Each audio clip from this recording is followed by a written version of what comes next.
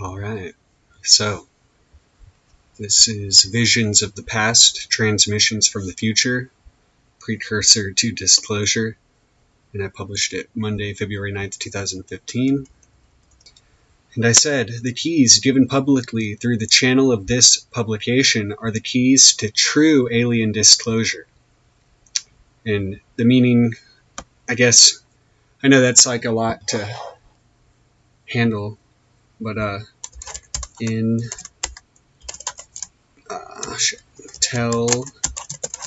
intelligences, and is 666 in Hebrew, English, gematria, and again, that's kind of what, again, the 6 being the Tifereth level. It's also the ophoneme, the wheels, and wheels is 111. So really, it's like each chamber represents, again, the sort of onion-like nature of any being, or being or beings, space-time, or a natural intelligence, and each sort of the various levels. Anyway, the point in collating all of this information in this blog is to show the interlocking integral nature of our systems of consciousness on Earth, and how the knowledge of the past can unlock the wisdom of the future. If but the understanding were attained, 3 to the third power of Binah, in the sense, I guess, understanding from multi-leveled or multi-dimensional perspective, by not just looking at it from one way. The main key in unlocking the mystery of the situation is to look at the wide range of events, artifacts, and insights as they have occurred throughout history by people unconnected or without any knowledge of each other and certain information, such as like what they were working on or developed.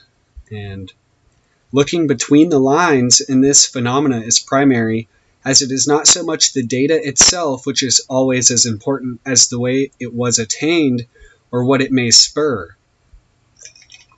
Again, the continuum comes into play as being more important than the actual, I wouldn't say more important, but the flow and the time cycle and the way things change. It's not just the way things are at the time, it's the way they change is also coming to be more apparent, I guess. I mean, some things stay the same, but you start to see the cycles, the chaos, the order and the chaos. Kenneth Grant is one to mention when it comes to the idea of the in-between, and he notes extensively that the aliens, or Qliphoth, are not of the spheres or numbers 1 through 9, but lie in the spaces between them, or again beyond, akin to the idea of the fractions which reverberate indefinitely into the chasm of the abyss, the broken shells. The idea is to maintain balance of the tree so as to limit the chaos arising from the muddying of the waters of the great sea of Binah, the solution to which only the silence of Tao is offered. And that's what they say, like the formula to defeat Karanzan is stillness and silence. And it's in a way, think of 333, how it is very orderly, and it shows that grid pattern and all that. But in a way, that's that barrier. That's why he's, the word gatekeeper itself is 333. And so it's that boundary between the chaos and cosmos. In Kenneth Grant's final Typhonian tome, The Ninth Arch, he states in the opening on the jacket cover very plainly that, for the readers interested in significant relationships between numerical, physical, and magico-mystical or metaphysical concepts, the Ninth Arch contains an exhaustive thesaurus of the Typhonian tradition. But beyond considerations of gematria, or gematria, the oracles of Akbish, Hebrew the spider, adumbrate events likely to overtake planet Earth within the lifetime of many of the book's readers, and for individuals who are able to interpret the oracles in terms relative to their own magical universe, See again, a typo from typing this. They issue warnings of the dangers that lie ahead of those unprepared to invoke the sign of protection against the oncoming wave of the outer forces set to assume control of the planet. Now, at the turn of the millennium, it seems appropriate to release this knowledge. This publication is intended to be an extension and mouthpiece for the same current and message of that which was being sent forth by Grant, Achad, and especially Crowley himself. Kenneth Grant had been, and still is to a great extent, looked upon as a sort of heretic among orthodox Thelemic circles, seeing his comments on the interlinking, spider-like nature of the world's various magical, religious, and philosophical paths. Another line of contention many had and may still have with him is his assertion of being the true successor to Crowley as outer head of the OTO. He effectively relinquished this title around the time of 1992 alongside legal matters dealing with the use of the OTO lamen on the publication of Hecate's Fountain. But if a survey of his material is surveyed parallel to the other material produced by even the more recognized of Thelemites, then it would be obvious to see who would come out on top, for few since Crowley himself have done so much single-handedly to propel Thelemic philosophy into the realm of modern thought, and none to have defined and developed the current quite so cohesively. By infusing the Thelemic current with an overwhelming concatenation of strands and elements from across the spectrum and across the world and beyond, Grant shows, because he brings in all this stellar wisdom like star names and not even zodiacal, but astrological, astronomical things. But Grant shows plainly the power of the prism of Thoth, which is the power of the mind itself to bridge the inner and outer, past and future, mind and matter with knowledge made into experiential wisdom. Each mind or self is but a face or angle of the infinite diamond that is Silba, what Grant calls the self, the source of wisdom of the stellar tradition.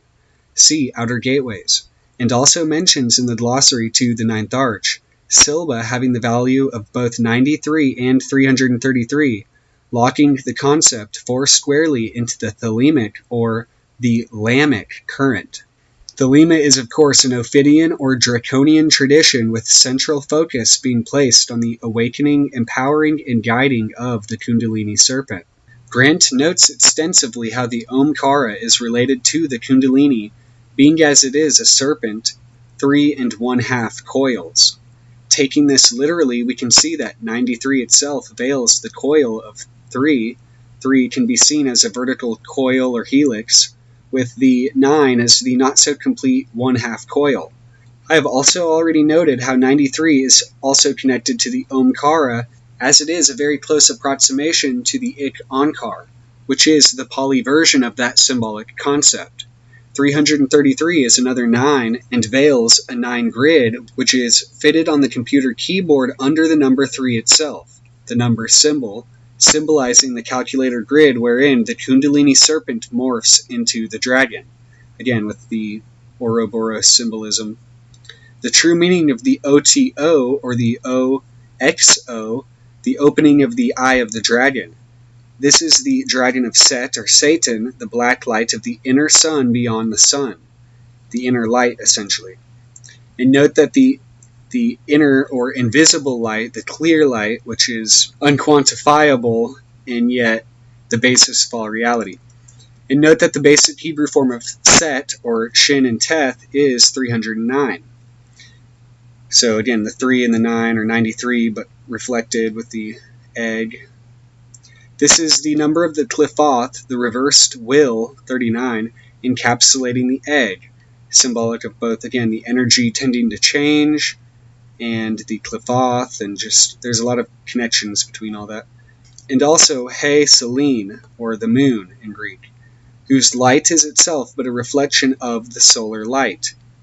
Reflecting then this number of reflection, as it conjures the image of the coil, 3, rising from the egg, 0, into an indefinite abyss, 9, of self-return, we see that 903 is then the egg positioned between the 93, the number of baptismos, and the Gnosis. The baptism into the Gnosis, which is just exactly what is occurring.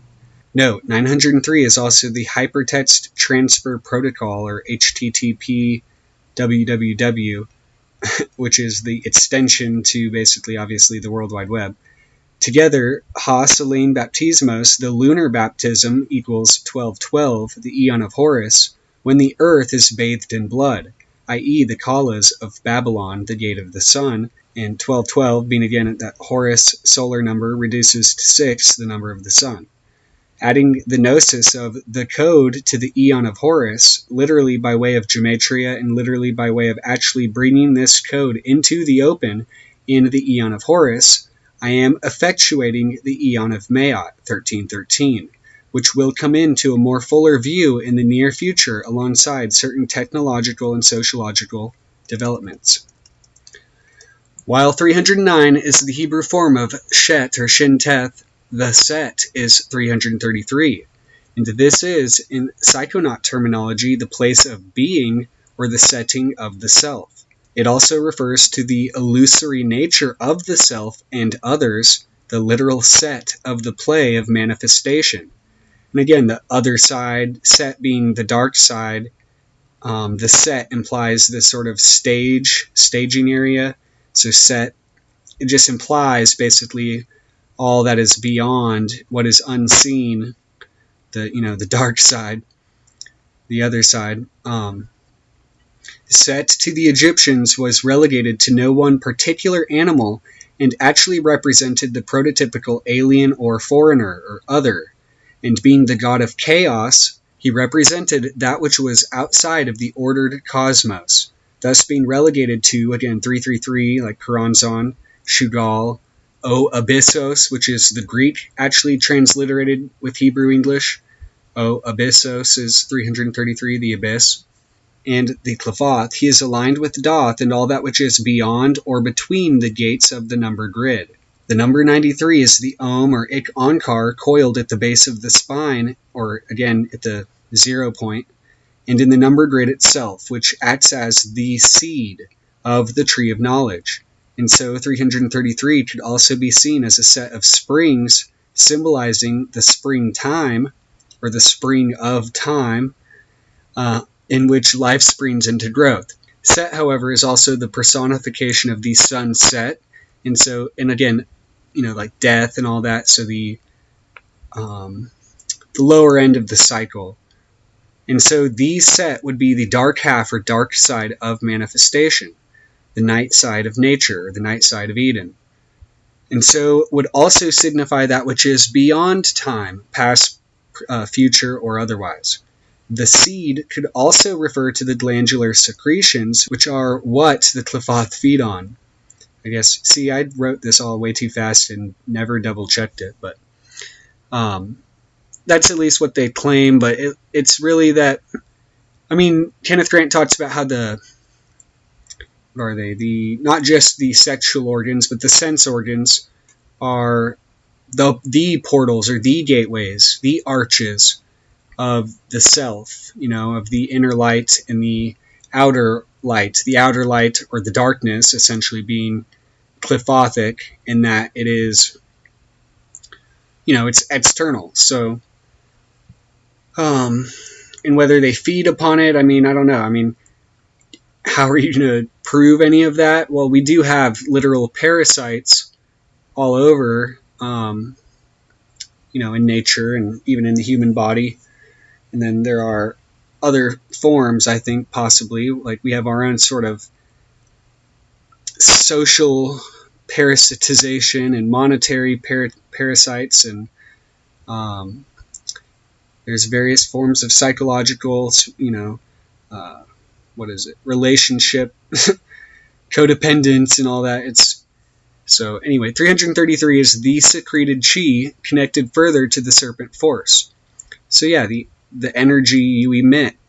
And I know there's even way more. I could pull up the 333 file, but I'm trying to just let it flow as it comes into play, because that's the whole thing about the spring of time, is you could pull up anything out of nowhere and it won't seem that important until it actually, is plugged in to reality or practicality or whatever.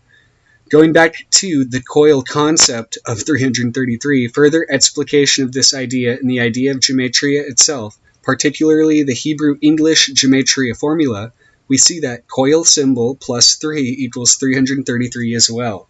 The coil is the symbol of phi, which is found in the pentagram, or pi as well. They're both spirally. In Liber Akbish, verse 5 says, Lam is Akbi, spider writing. Number of the great star in the 3 tentacles. The great star is obviously the verse number 5, the pentagram. The 3 tentacles could be the 333 coils or the 9th arch itself. And it makes me think of the spider web, really, and the spider itself. The 3 tentacles makes me think kind of what is it? Cthulhu, Kundalini. It's kind of weird. Can't really tell what it's referring to exactly. But Akbi is a shortening of Akbish, and it equals 102. 102 comes up extensively in regards to Lam, and Lam relates to 13 and the spider and death, Thanatos. But as Grant notes in the commentary, is 102, the number of my name in simple gematria, my neophyte formula, the formula of Lamal, or Lamed, Aleph, Mem, Aleph, Lamed, which is the transmission of Al, being, from La, or Lam, being, non-being, via M, or Ma, Mem, the prism, or portal, or gateway, of 13. My name has 13 letters, and my initials are Mal, Mem, Aleph, Lamed. The obvious reversal of Lam, and the spider writing equals 666 exactly, which is this network which I have more thoroughly unveiled through the application of the formula of the key of it all, which in its macrocosmic or holistic sense is the HEG or Hebrew English gematria formula itself, using, again, no Tarikon, 13 being the key to the web, which connects all. www, or World Wide Web, veiling again 666 and the web, is therefore not only Vav Vav Vav 666, but also a veiled 333 as the W sideways. It is of supreme importance that it is understood by all that the war machine mentioned in Library L is the computer itself, because again, computer is 666 or 111, and World War III is mainly going to arise from and through the www current manifesting in the outer physically. Basically because, hacking computers. 333 is the master gate, or gate master, Kuranzan, the master gate of the gate of Onyx mentioned in Liber Akbish. See verses 846 and 621. Opened the gate of Onyx, and a man named Black will open the gate. In French, là-bas, a stylization of là-bas, means the low, down there, the dark, i.e. black. See the work là-bas by J.K. Huysmans, or Joris Karl Huysmans. The gate of the infinite abyss, the gate of Onyx, is being opened in the network of centers of pestilence further becoming established, paving the way for Lam to further come down and descend from Doth. 333 is the future self, which is contained, bound up in the seed. Again, the new eon of Mayant, the new eon of Mayant, 330. So again, it makes me think of the spiral, that Nautilus shell, but also what is beyond and yet to formulate. So the seed, it's the seed all bound up, but dendro, the root of the tree, is 333. 333 is the future self, which is contained, bound up in the seed, and so it conceals each stage of being, past, present, and future, waking, dreaming, and sleeping, including that which is yet to be. Not only is this the dream time, which the Australian people talk about, but it's got so many other connotations, but 333 is the time gematria and the time travel gate, which is none other than the egg number, 0. So, and I'm not saying, oh, there's real time travel. It's more like a mental construct in which, if you think about time, it's around this cycle, this little wheel, and it's like a CD disc or a record where I'm not saying literally, it's just all these things are metaphors that overlap, and it makes you think like, well, obviously we use these sort of systems, symbols as systems. Well, then, like, that gives us a lot of, I don't know, it just makes it seem like inventions and potentials, and it's all just a matter of imagination. And the future lamb egg. 333 is thus the key of the eschaton, or eschaton, which is unlocked by the 107 gold oval egg, the key of it all, which was prophesied in Librael vel Legis. This is all symbolic, as the eschaton or eschaton is related to the fresh fever from the sky mentioned in Librael chapter 3 verse 34. Fever equals 222. That's also Veve or Vever, like the voodoo symbol. So it shows that the symbols and the mathematics kind of go together, or the sigils. The number of Jabura, who rules Mars, war, division, defense, etc. 333 is Malkuth 111, fever, i.e. war, disease, etc. Now it's all in our thoughts, the thought war, and soon computer-powered satellites will be sure to try and have every thought monitored, if not programmed. See Silent Weapons for Quiet Wars.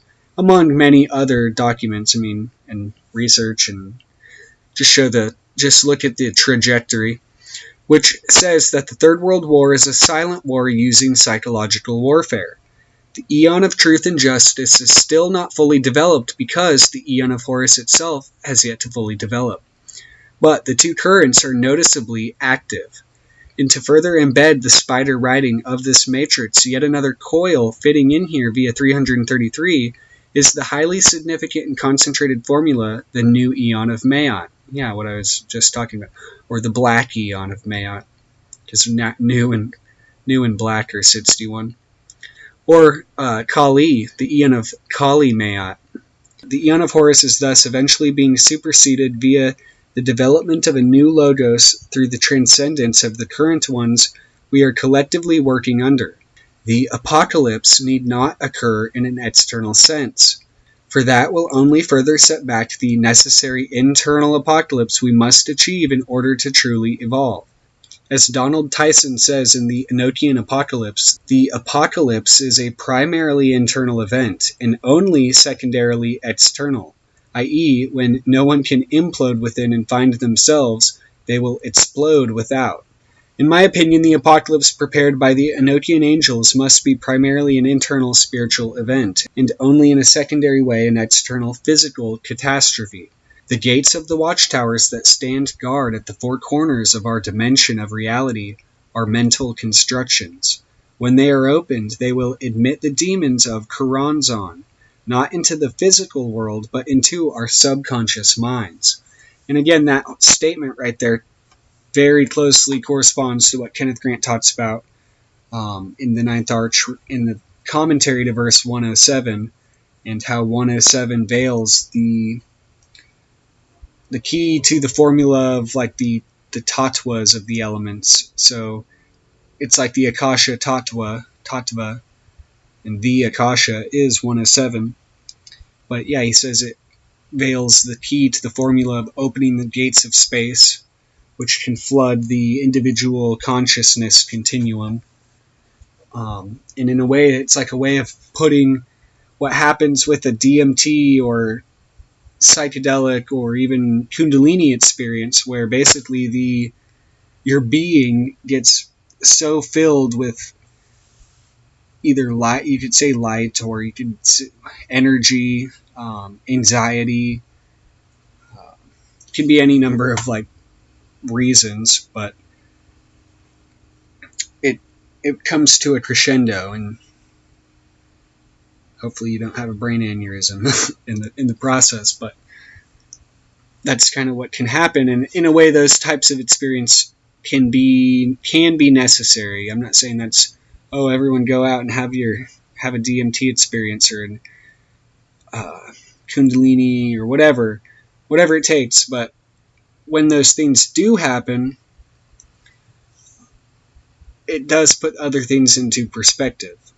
But anyway, it is in this sense that much of what is here discussed should be understood, that the subconscious is the set of this situation, behind the backdrop of which the flood of chaos roars, slowly seeping into the waking conscious state of mind with our attempts to make everything intelligible and rigid. Grant, among many sensitive mediums, has perceived the influx of cosmic energy sweeping through the collective consciousness and subconsciousness of humanity alongside the swift advancement of technology, and the many peculiarities of the last century could be attributed to this increasing adjustment, which again, the Eon of Mayat, or Mayat, is in the adjustment card, so it makes me think of a similarity there, to the forces that are not in any way new, that we are just beginning to be able to come to view and understand. Of course, it probably need not be said by now that adjustment is the formula of Mayat in the tarot, the balancer of Horus, active consciousness, and Set, passive subconsciousness. The idea of the gray alien is specifically related to the idea of Set, especially in connection with Sirius, the dog star, and the fish totemology of the Dogon and their legends regarding this star. The fish in Hebrew is signified by the letter Nun, which is under the water of Mem, or in the water of Mem, symbolizing that which is in the subconsciousness. In fact, fish plus subconsciousness is 666, or subconsciousness plus 9 times 9, 81, again showing the foundation of Yesod, essentially, showing that the solar power is constructed via the projection of the 9 subconscious foundational powers. The fish is totemic of primal or base life forms, though the Dogon claimed the progenitors of humanity were advanced fish people having come from Sirius, at least the legend goes. The concept of the fish bowl comes to mind, as essentially that's what the earth is, and the Sumerians also had myths of fish-like people and ancestors who experienced influence from beyond. The Sumerians depicted knowledge of the heliocentric solar system and spherical planets long before Copernicus. Flight was also depicted long before it was made available, not only here but also in other cultures, such as in India as the Vimanas. And so flight itself, which has only been achieved historically in the 1900s, has always been a part of the human psyche or our tendencies. It's like we have dreamed of going to the stars. That's like a terminal. It's a common term. Using 666 as a sort of base point number, which seems to house many correlations regarding this gnosis, and as the Bible itself says that for he who has wisdom, or gnosis, to count the number 666, and count 666 value equals 666.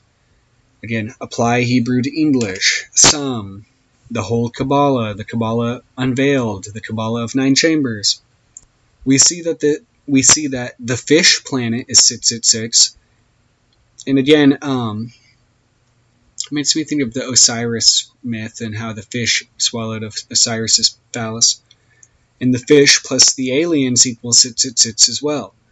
So too is alien aquarium and alien life disclosure, using the Jewish formula, and aliens are monitoring, among many other things. In fact, 666 could be said and shown to be the supreme number regarding this entire situation, since it unveils the entire gnosis regarding the origins and direction of humanity.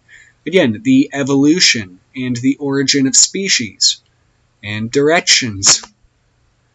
Note also that the Nomo are also called the monitors, which connects to the Hebrew concept of the watchers. It is highly important not to get astral entities, discarnate intelligences, elementals, and biological extraterrestrials confused. because the communication and remediation of them, or of the communications, depends on one's aptitude in being able to effectively discern the situation at hand, since any of these and more are potential things to watch out for. And it's just funny that people deny the fact that there could be, mental technology that could put a voice in your head. But then whenever it comes to alien transmissions, they're like, oh, well, it's probably just the military beaming a voice in your... It's like, okay, well, which is it? I mean, I'm just saying,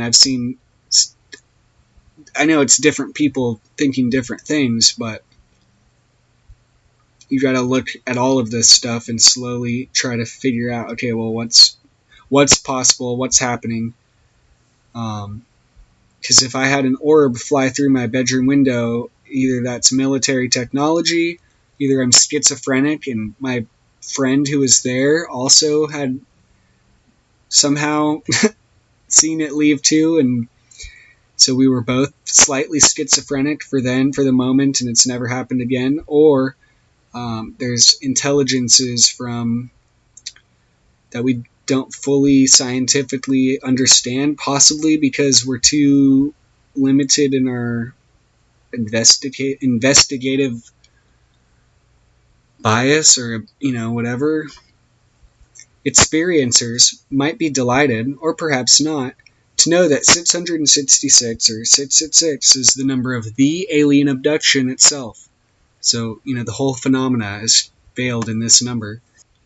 And many other things relating to this show striking correlations, all of which are revealed by, and again, the revealed or revealed it's 666, by simply applying the Hebrew-English gematria formula to the concepts, such as large oval eyes, commonly reported not just in modern accounts, but stretching as far back as at least 5,000 years ago, with the rock paintings of the Wandjina in Australia, which I will further analyze below, because it's kind of interesting.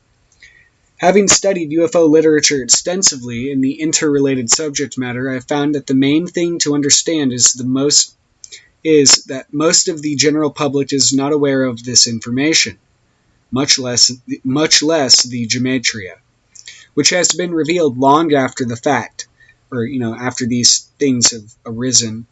And so the interrelation between subjects and people and the information arising therefrom is larger than any individual or group of individuals may able to fully contrive or contain. So it's not like this is one giant grand conspiracy, organized consciously. It's more like, again, it's just a subconscious thing that people are in complete denial of, like that we can look at language numerically and, you might be able to, by looking at it as a blueprint, you can piece things together a little better. The main thing to realize, however, 666 is also the number to not know, which most would not only prefer, which, I'm not saying that out of not having experienced that, but yeah, that's pretty much the case for most people, but inevitably have to. So again, that's why the occult isn't necessarily hidden from anybody. It's people are just lazy, or it takes a lot of time and effort. Though knowing this formula serves as a key for this to need not have to be the case, I guess.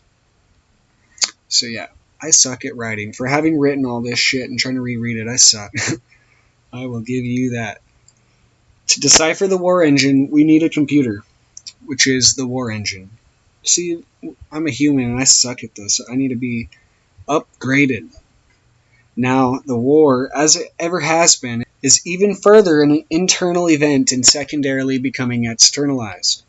The question is, who is it between and how is it being fought? The battle is between Horus and Set, the conscious ego and the subconscious, or id, the underwater part of the iceberg. And both have their polarities of extreme positive and negative, so neither can be neglected, they must be balanced. It is through the knowledge of the laws of the measurements, geometry, as signified so succinctly in the archetype of Maat and the art of gematria, linguistic geometry, which serves to bridge the gap between the mystical inner personal and the magical outer physical, magical, again, just being another term for the physical. I think that's so funny. Or the spiritual with the scientific. And again, it's also like Maat's consort was Thoth, and Thoth is also related to language. This void is only bridged through personal going, i.e. initiation, and until this is begun and achieved to a certain degree, all will appear as mere noise, because the inner self, there's no central, point yet, has not been made silent. All that one knows is noise, being fully identified with the material which is nothing but noise, i.e. chaos. It is important to tame this noise, so as to not be unknowingly influenced or caught up in it, either attracted or repelled against one's true will, or again, the magnetic energy center, which is all the slaves that serve know, for they serve not their own wills, but remain entranced in the noise under the will of others, which isn't even their will, largely. It's a big cascade of chaos. The war engine now makes this even more the case, which will be gone into at another time. The important thing to remember is that though a lot of this material has arisen from the subconscious, what seems to be completely unaccounted for, and therefore completely out of the range of present scientific explanations to understand, is the curious nature in which whatever has been and is occurring, the weird sort of synchronistic element. Though some things may be unaccounted for, and some hard physical evidence continually does not discount the loads of evidence of things that occur and are accounted for in their own right as strangely and almost cosmically unique, or anecdotes, I guess, which seem to be but that's the thing, all these things are so anomalous that once, at what point will we stop looking at things as, oh, that's just an anomaly and an anecdote, and we're losing a lot of potential knowledge. But I don't know. Obviously, which seems to itself be the only true continual thing. Yeah, the randomness. Obviously, there's a rational order to things, even to the nature of seemingly certain irrational things. However, there are some things which cease being rational when they happen in ways that stand out from that which is regular. Another significant subject in relation to this are the Wangina. And so the reason I say this is because I'm not just talking about like how all the UFOs that, or most UFOs that seem to be seen are never the same, but also the way in which this gematria stuff comes to me. It's such a fucking weird thing that it's like, it's more than a coincidence, or it's more than a synchronicity, because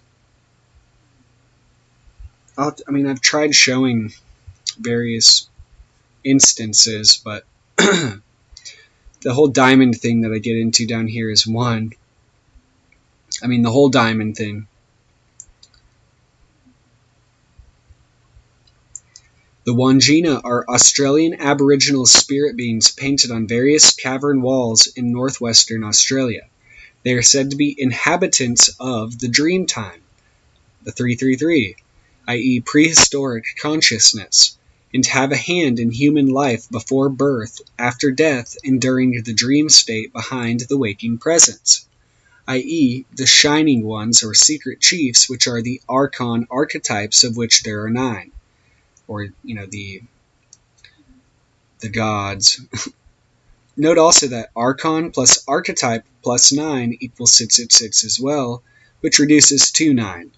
These are some of the oldest archetypal spirits of human consciousness, and so their distinct visual relation to the archetypal gray alien is significant. 666 is the number of the real alien archon, if there was one, which makes me think of Neteru and the god forces, as well as the archon orbs, which I've had come in my room at night on at least one occasion.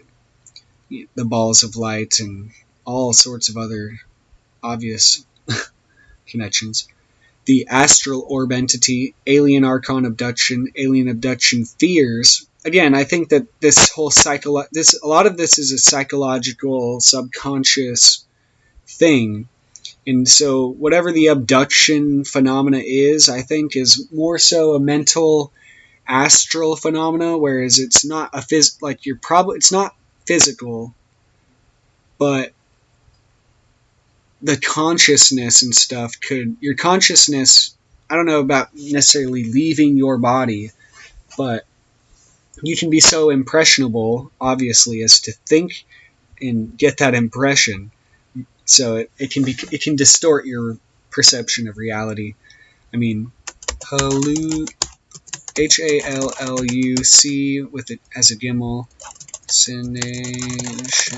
Hallucination is 666. So it being that whole mind, Hafren, and the logical mind, and the mental map. It's a very mental number, but it's also disordered. What is it? Disordered mind. My mind's actually pretty ordered for, because all this stuff helps. It helps keep it orderly, but I'm just saying. I think that some of this stuff happens as possibly a reason for that, but I think I don't know. I'm sitting here reasoning this to myself. 666 being the number of the alien abduction, along with all these other things, doesn't take much of a stretch of the imagination to see the obvious. Manipulation has been occurring from the dawn of the human race, and apparently prior as well. There have been numerous deliberate attempts to erase contact, but as can be seen, this would not be easily done when it is etched into the Akashic memory of an evolved language or species. It could be said that it is obvious that humans probably have been abducted or altered by higher beings, for there are not only clear indications of that through the many abduction reports, mutilation findings, archaeological discoveries, etc., and just the growth of humans in such a small time, as well as the unaccounted for leap in human brain capacity and now technological capacity. The computer now being a primary mode of contact with higher beings and route to further expansion in both a micro and macrocosmic way. And I say computer, but I mean, I'm talking about certain systems, not necessarily, your home computer, use it as a Ouija board or something, but you never know. The most important thing to realize when considering this is that archaeologists have found these to be at least 5,000 years old, making them older than any definite systematized culture when they were created. The native legends say that they were created by the Wandjina themselves, by laying themselves into the rocks, and over time, in keeping to their traditions, throughout a long period of time, the Aborigines have painted over old ones and created new paintings, making archaeological investigation difficult. There have, however, been various scientific investigations into them as well as documentary evidence of them from historians throughout the last few centuries. The photo to the left, or right, is possibly the large red figure drawn below, out of this guy's book, though it is not known for sure. See, I fuck up everywhere, God. That little T, it's such a big deal. However, note again the spiderweb halo crown around the figure and the odd similarity in the way the body is drawn in strokes to the strokes of the lamb portrait by Aleister Crowley. And he doesn't seem to know about these. I mean, there's no reference to them in his writings. Lamb also has a similar sort of oval-shaped black hole opening below his head, which a lot of people think he's putting his hands together, but I don't know. Which is the main characteristic of the Wandjina as well. Yeah, they have this, like, body and weird black hole. Some having very definite black oval centerpieces representative of the Akashic principle. That's what at least I thought. I mean, it's like their soul or their heart. In What Are Wandjina, it is said, Wandjina are often shown as a full body or at least head, shoulders, and torso, but some have only the head and shoulders represented. The body lacks anatomical detail, similar again to lamb, and is filled with visually powerful decorative designs such as dotted and striped lines over solid pigment. An oval shape on the chest placed centrally beneath the shoulders is said to represent the Wanjin's heart, in others its breastbone, and yet others a pearl shell pendant. The most notable of these is Sir George Edward Grey, and isn't that so funny? Oh, his last name's Grey. Oh, and it gets worse, or it gets better. April 14th, 1819 to September 19th, 1898, George Grey first documented the Wandjina after he stumbled upon them in 1838. Imagine that, while navigating through the Kimberley region. The Australian Kimberley Society documents this among many other easily accessible Australian archaeology sites. And in History of Exploration, one of the actual cave paintings seen and illustrated in Gray's Journals of Two Expeditions of Discovery, which I have linked 1 and 2, published in 1841, in this work Gray states he did not think that these could have been created by the Aboriginal inhabitants, far superior to what a savage race could be supposed capable of executing. Excerpt from the relevant parts of Volume 1 of Gray's Journals of Two Expeditions of Discovery. Yeah, because there's a lot of other stuff in there. And that's one of the beings he drew.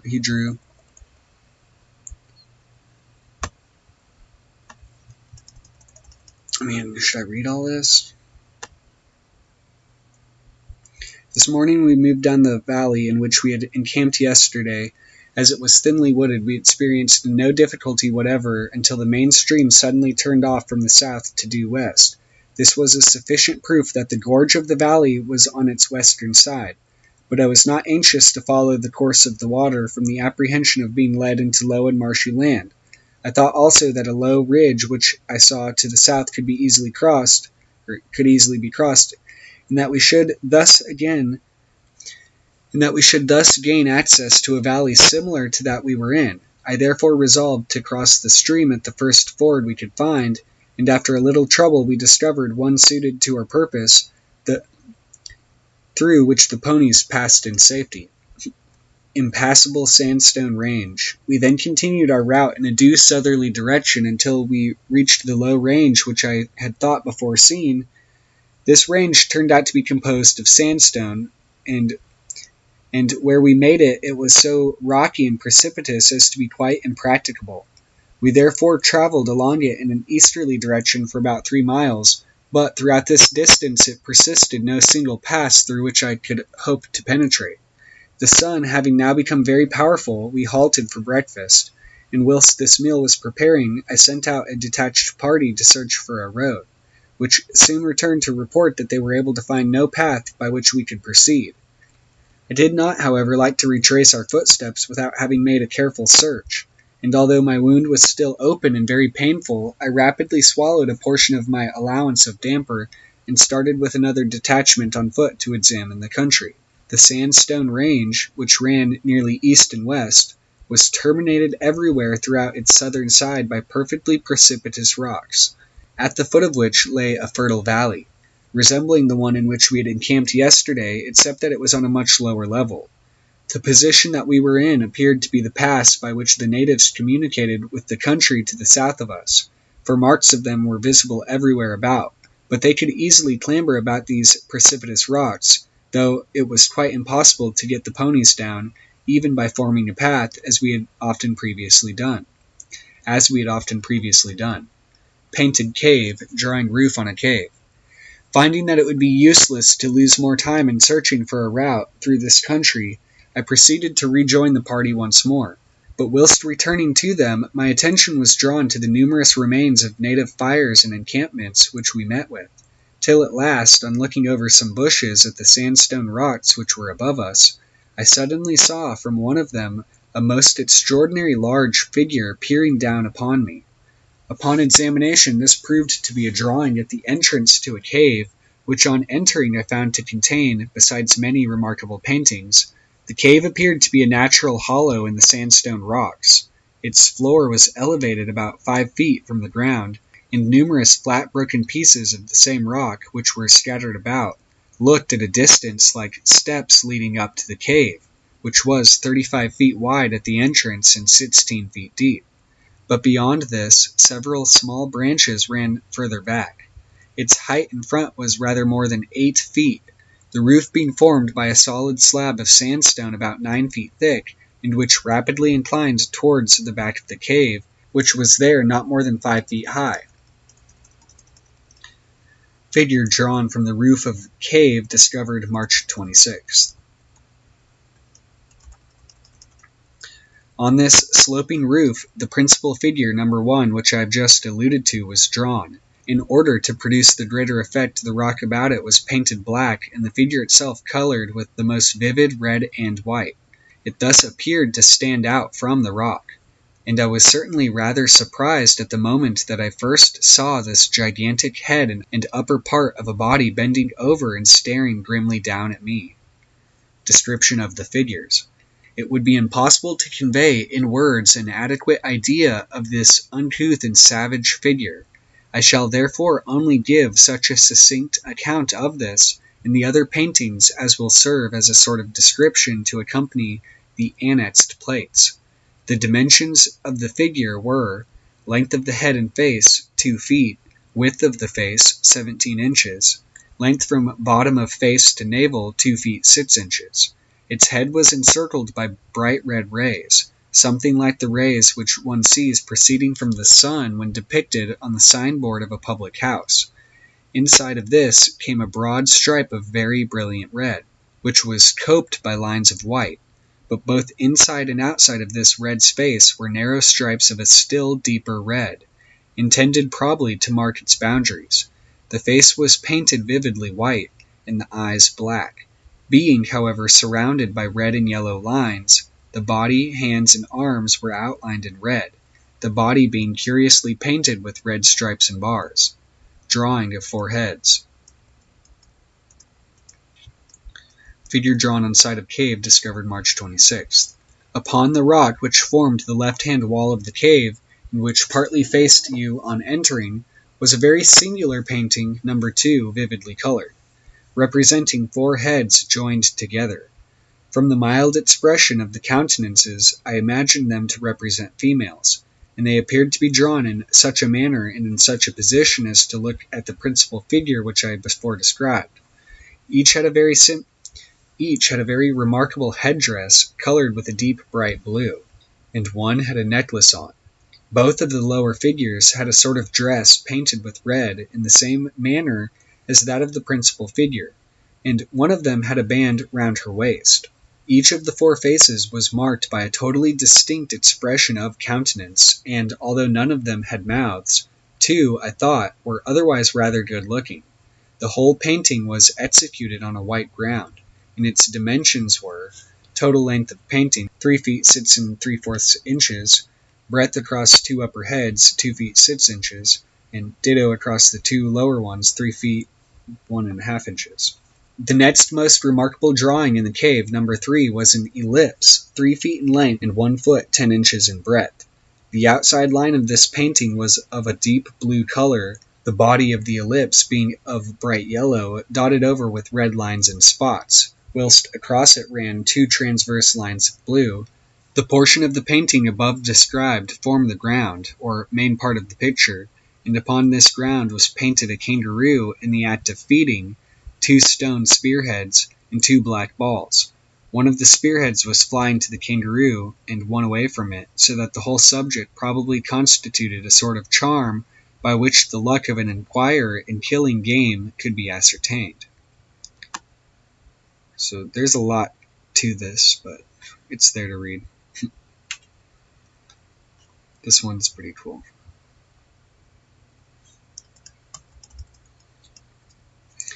Anyway, that's there if you want to read it. It's really long.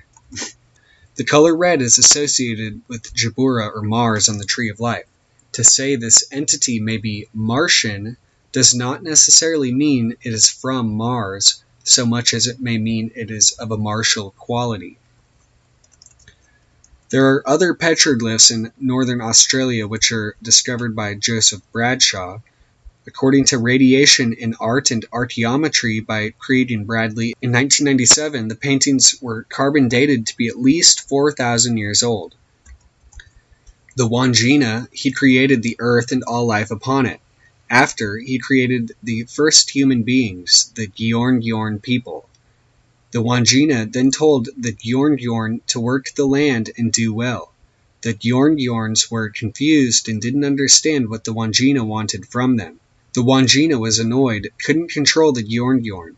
He traveled back to Walangunda, Milky Way, to where Idjer was, and asked if he could help with the creation.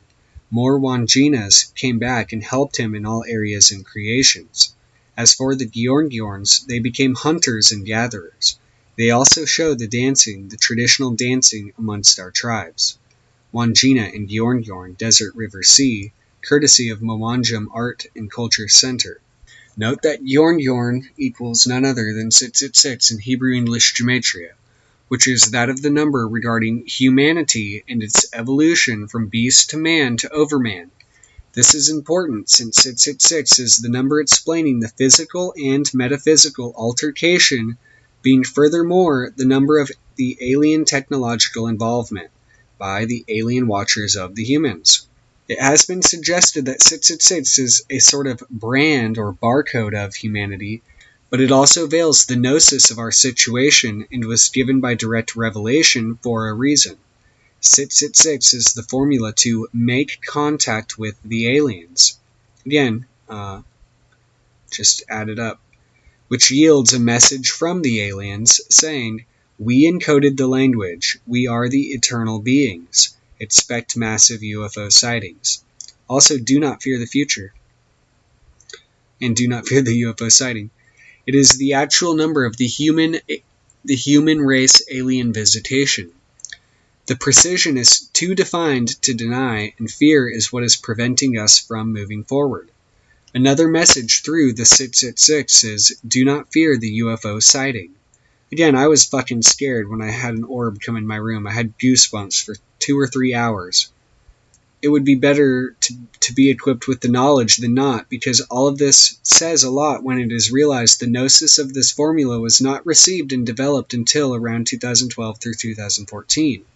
During this time and through this blog are ritual performances being undertaken on a collective level across the planet. This blog is a link between the Eon of Horus and Maya via Lamal.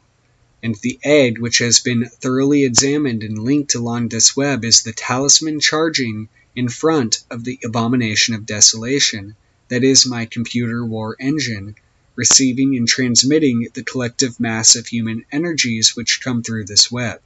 And this was when I actually had my egg on my, like in front of my computer monitor, and it was kind of like a little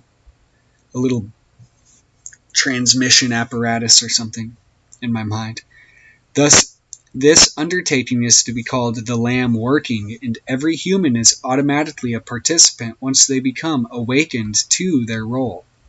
Librael Veligius mentions in verse 34 of chapter 3 the globed priest, which refers to the egg of lamb which descended to me on April 2nd, 2011, a full record of which this blog stands for. Each one me stepping deeper into my own knowledge and attempting to make it available for others to find their own leads on which to develop this current further. Multiplying the verse number 34 by the chapter number 3, the same number for the cult of Lamb is found, 102, the formula of Lamal.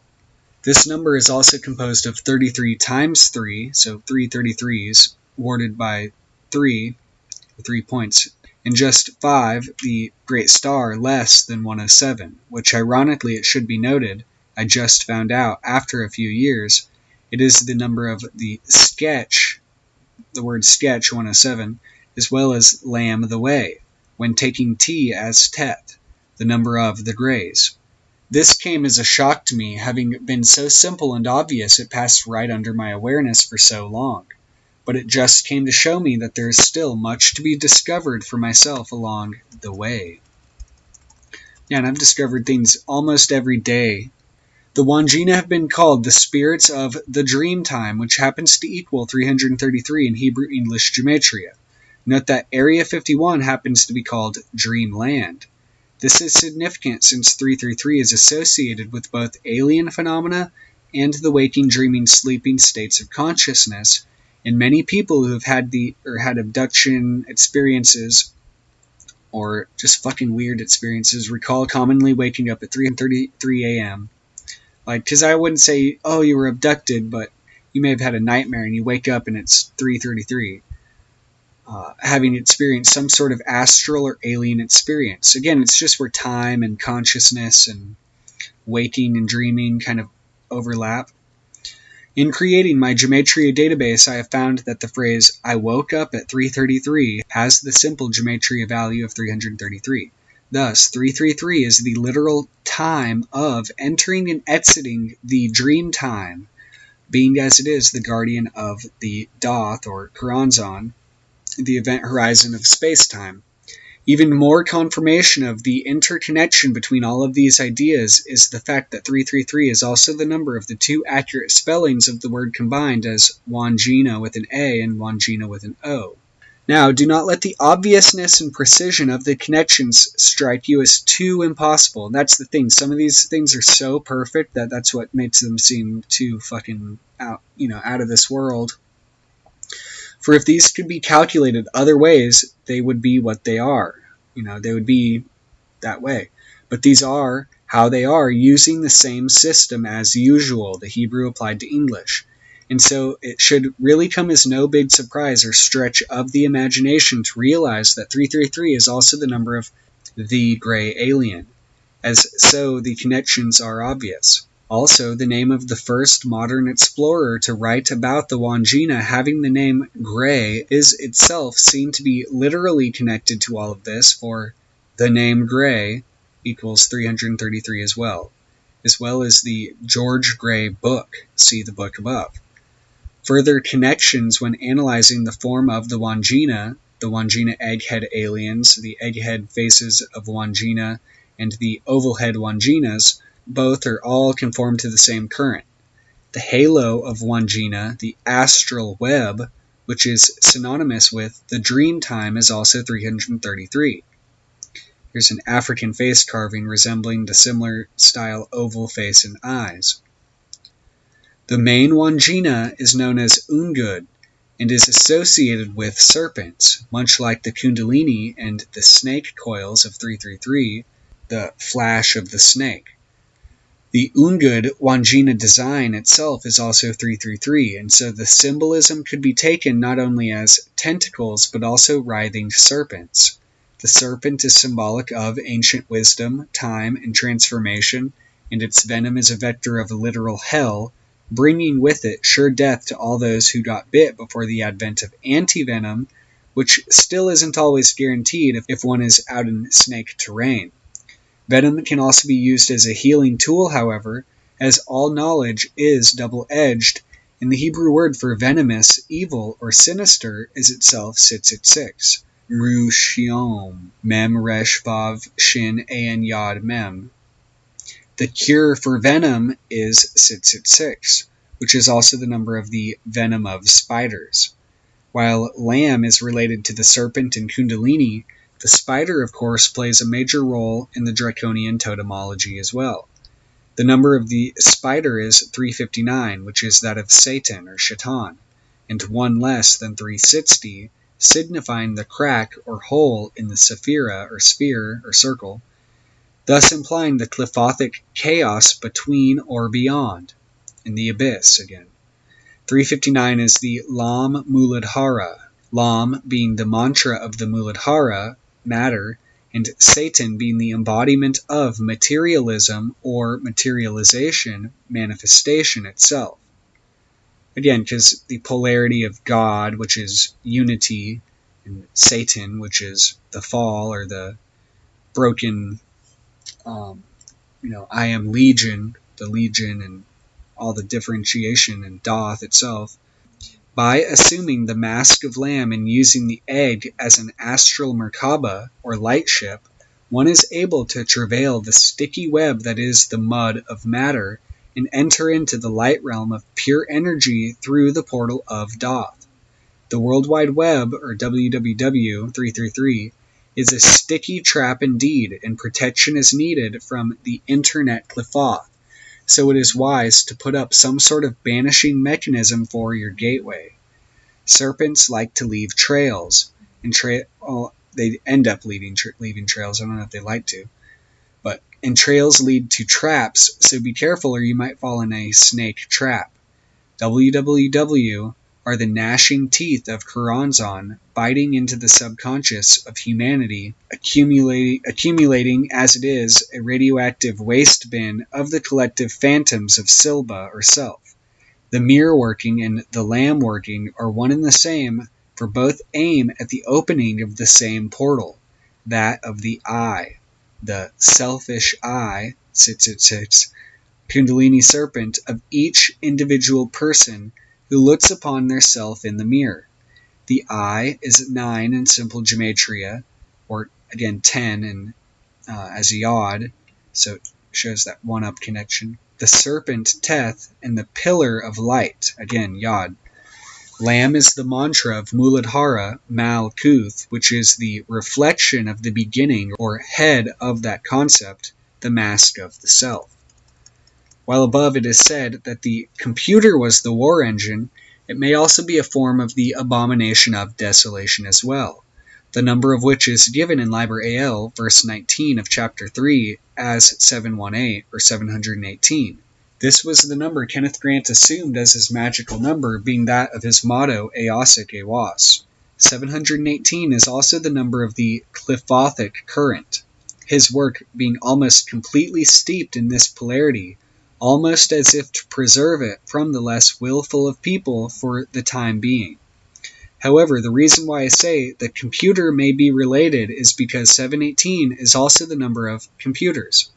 And Grant notes numerous times that this is also the number of Kuvri Akbish, the Hebrew form of the spider's web or the spider web. The symbolism is obvious, each computer making up a point on the grid of the World Wide Web, forming the grid of Gaia. 718 is the war machines plus the Book of the Law, or the Book of the Law's war machine, showing therefore that the computers are the war machines of the Book of the Law, and it is also the number of the computer scientists, showing therefore that the computers are the war. So most of whom are completely materialistic and cannot understand the meaning of this in a mystical way, or just in any way, like symbolic is really what I mean by mystical, but it is significant that Grant assumed the number 718 for his work, which was undertaken alongside the rise of computers. And he mentions that the nuclear scientists, taking everything exoterically, not exotically, are the modern-day Black Brothers whose goal is to become nothing but the zombie machines in more of a physical way than they already are. The number 309 mentioned above is not only that of the Qliphoth, of the fire snake, but also the desolation which is talked about by Amado Crowley and refers to an alleged real book upon which Liber AL is based, another sort of Necronomicon or dream book. The abomination of desolation and the Book of Desolation both refer to the Qliphoth or shadows or shells which Liber AL itself, as well as the computer, is, being merely a shell transmitting something more profound which is unspeakable. Desolation is a formula of Babylon, the Scarlet Woman, the gate of the sun, through whom the beast is able to manifest. Babylon is a dark form of the same principle Mayat represents as the fourth daughter part of the tetragrammatonic template representative of Mahapralaya, or cosmic dissolution, as well as the regenerative death, as well as the regenerative principle. So essentially also immortality.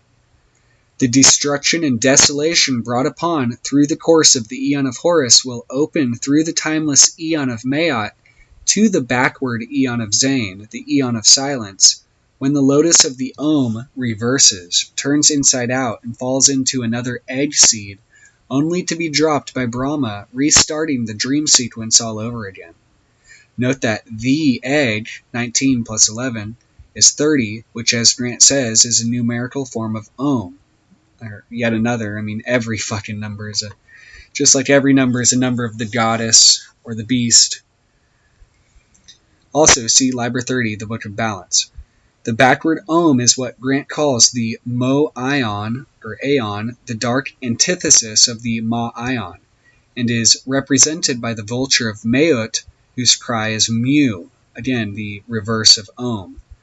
Thus the egg of mu and the ma-ion are balanced by Maut in the number 107, and the egg of Doth, which acts as a receiver and transmitter of kalas, i.e. data, or Doth, to and from AL, universe A, and LA, universe B, via M, or ma, or mu in the form of the ItsAllinTheEgg egg. Mu is the Greek M, obviously. Note, ItsAllinTheEgg equals lamb and the 333 as Issachar, a form Grant gives as ItsAllinTheEgg.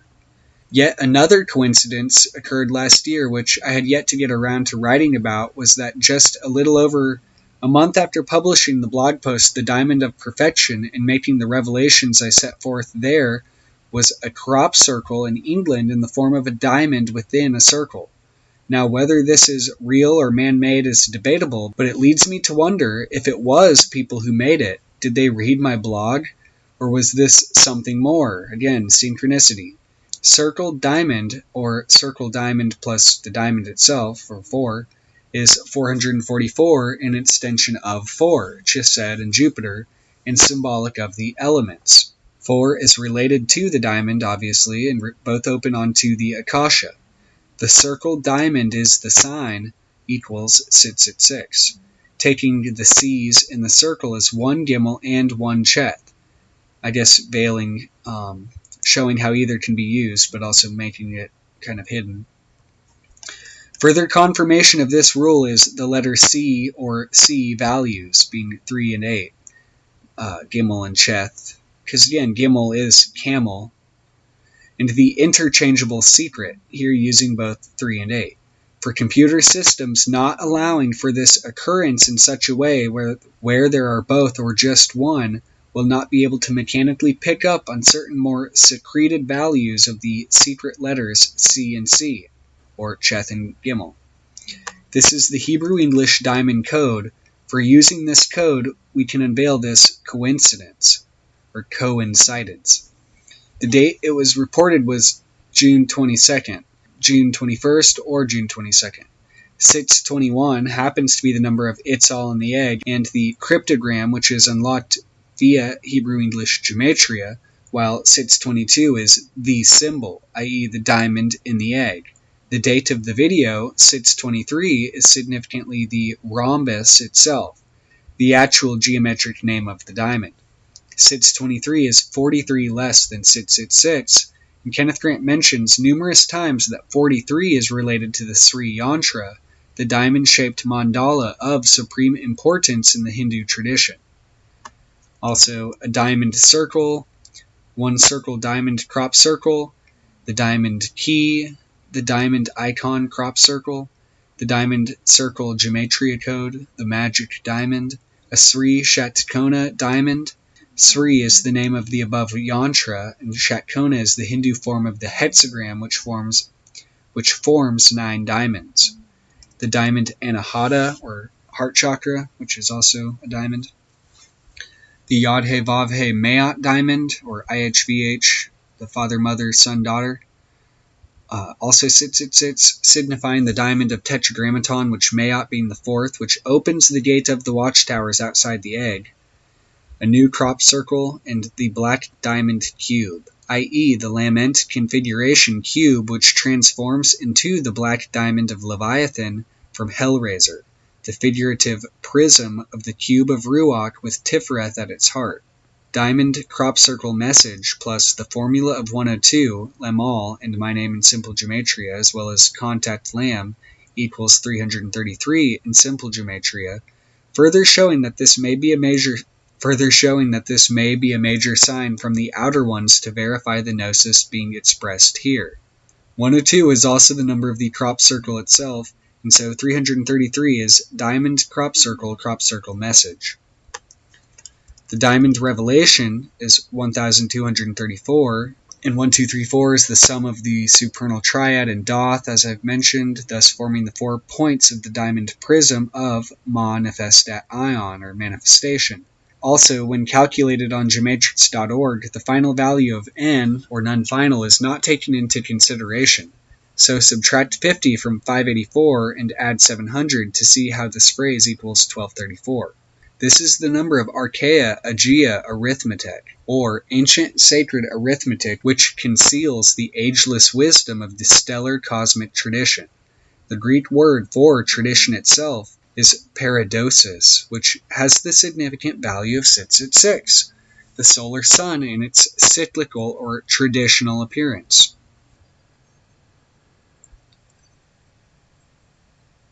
And the time awaited by Johannes is at hand, Gavenge proclaimed.